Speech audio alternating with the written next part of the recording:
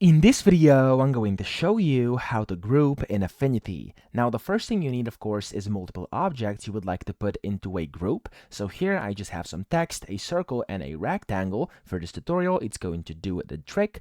And then here, what you have to do first is either you could go ahead and select different objects like this. So to make a selection just like that, you could go ahead and select the specific objects by clicking on the first one, holding down your Control key, clicking on the second one, and then the third one, and however many you have. Or of course the shift key in some cases is the one that's going to work, so that depends. So I'm going to use the shift key over here, and I shift clicked all of these and they're now connected. That's the first way you can do it. Or you could do it here inside the layers. So if I click on the first layer and then if I hold down my Control key, I can just select the ones I want.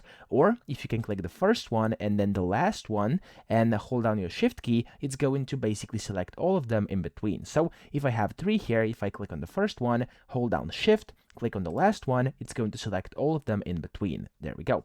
Now we have two options from here. You could right click here on the canvas directly and click on the group up top. You could click Ctrl and G on your keyboard, or you could right click over here inside layers and click on group over here. That's completely up to you. It's going to do the same thing. And as you can see, this is now a group here inside layers. It shows whatever is in that group. I can also click on this arrow button to actually see what's in there. And I can then just go ahead and move this together around. Okay, if you want something to be put out of this group, you could just basically drag it out like this, wait for this to actually show this kind of blue fade here, and I can put it out like that, and now I only have the group of those two things. So that's how to actually achieve it. I hope this video helped you out. If it did, please subscribe to the channel and help me out as well.